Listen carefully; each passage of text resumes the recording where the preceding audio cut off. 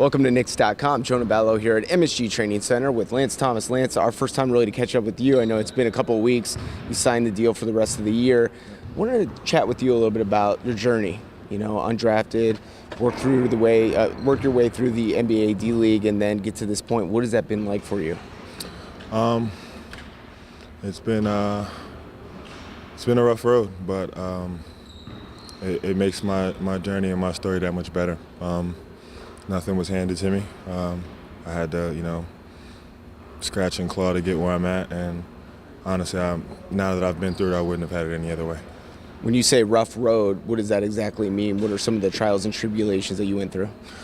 Just a matter of you got to bring it every game, and the fact that I went to Duke and won a championship, people didn't like me because I went to Duke. So even though I wasn't one of the highly touted guys coming out of college, but just because I had that Duke label on my back, people would bring it to me every game. But my mindset has always been to welcome every challenger. I've never backed down from anyone, and I don't plan on doing it anytime soon either. So, but just a matter of just going out and competing and basically showing people that I can play. It was rough. D League, everybody wants to get up to this level. So you would be with sometimes with teammates that necessarily would look out for themselves mostly, and finding a way to keep your head leveled and remember that the scouts aren't looking for guys who are out there chucking them shots. They want to see guys who actually can play the game. So just doing the intangible things that I always bring to the game, and on top of that making sure I develop my game on a day-to-day basis. That was something that helped get me out of the D League.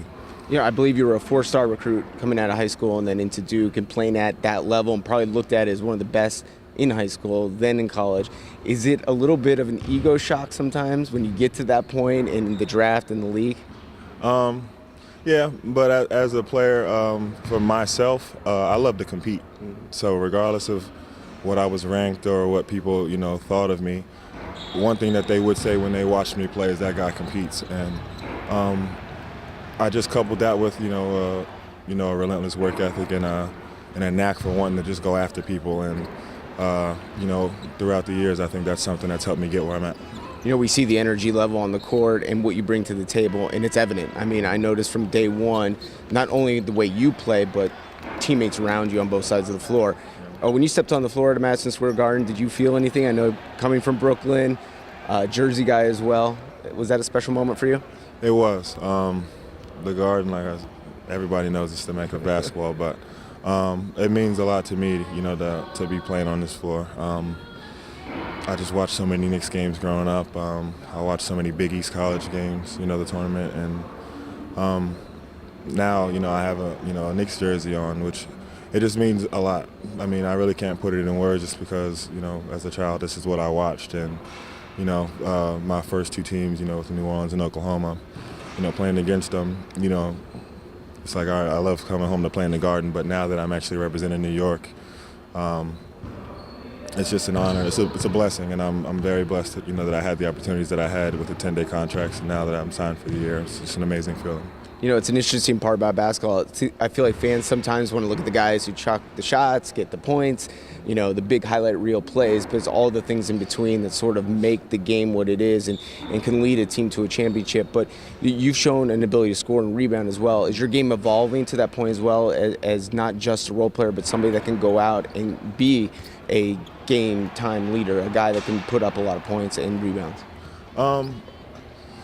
The intangible things that you said, that comes second nature to me. I do that by accident.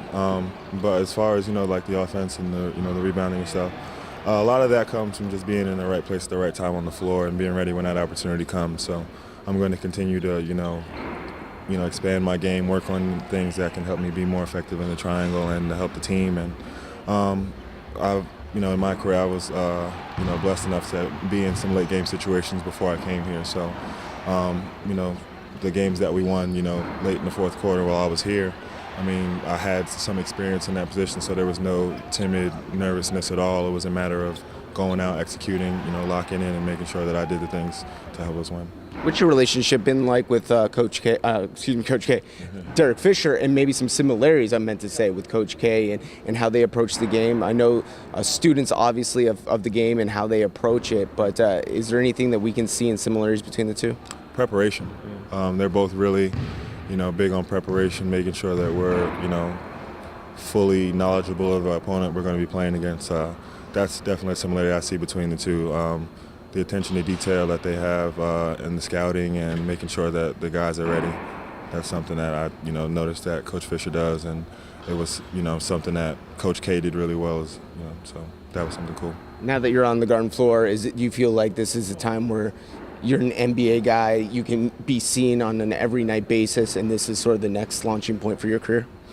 I'm going to make the most of the opportunity. I'm not thinking, past anything besides the next game. So the next game, was basically all I have in front of me at the point. I'm going to just continue to, do what I need to do to help the team to win. And, we'll see what happens, throughout the duration of the season. But like I said, I'll take it one game at a time and enjoying this amazing journey that I had a chance to be a part of. All right, finally, Brooklyn, Friday night. I mean, it's working out pretty well where you get a chance to go play on that court with the Knicks jersey on you. How do you see the game and sort of the atmosphere that you'll be walking into? It'll be a good atmosphere. Two great fan bases will be there cheering their teams on, and we're going to be ready. We're going to go out there and we're going to give it everything we got, and we'll see what the end result is. But I know at the bare minimum, I know that we're going to bring it. Always enjoy my time speaking with you. It's been fun, and hopefully we'll get some more chances throughout the season. Sounds good. Thanks, man. There's Lance Thomas right here on Knicks.com.